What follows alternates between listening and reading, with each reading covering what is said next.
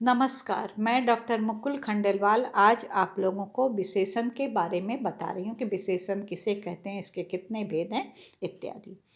संज्ञा या सर्वनाम की विशेषता बतलाने वाले शब्द को हम विशेषण कहते हैं। जैसे कि काली गाय घास खा रही है, तो गाय की विशेषता किससे पता चल रही है? काली। तो यहाँ काला जो हुआ वो क्या हुआ? विशेषण हुआ। काली शब्द विशेषण कहलाएगा। विशेषण के चार भेद हैं। पहला है गुणवाचक विशेषण, दूसरा है संख्यावाचक, तीसरा परिमाणवाचक और चौथा है सार्वनामिक विशेषण।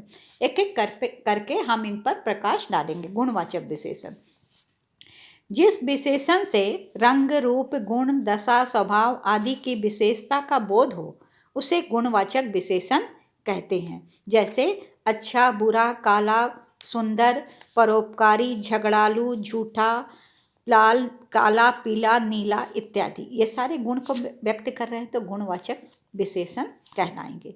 गुणवाचक विशेषण काल, स्थान, रंग, दशा आदि की दृष्टि से कई प्रकार के होते हैं।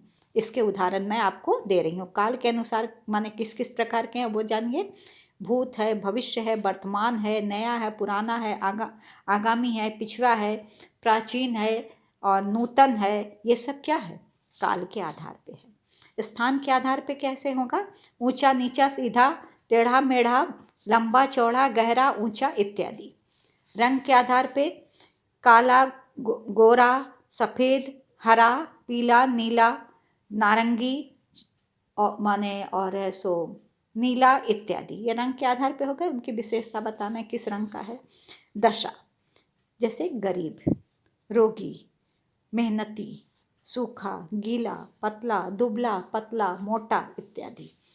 अब हम दूसरे विशेषण के बारे में बात करेंगे। संख्यावाचक विशेषण, जिस विशेषण से संख्या का बोध होता है उसे हम संख्यावाचक विशेषण कहते हैं। जैसे 5, 4, 6, 8, 9 इत्यादि। इसमें किसका बोध हो रहा है? संख्या का, कि कितनी संख्या में कोई चीज़ खरीदी गई है या ली गई है, उसकी संख्या बताई जा रही है।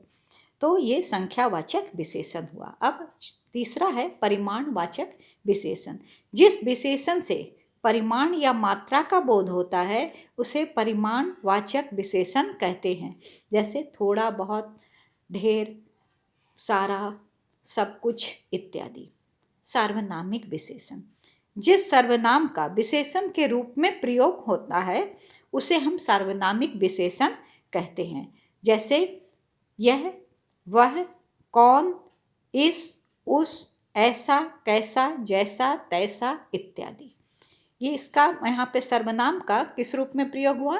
विशेषण के रूप में ही प्रयोग हुआ है। अतः ये सार्वनामिक विशेषण कहलाते हैं।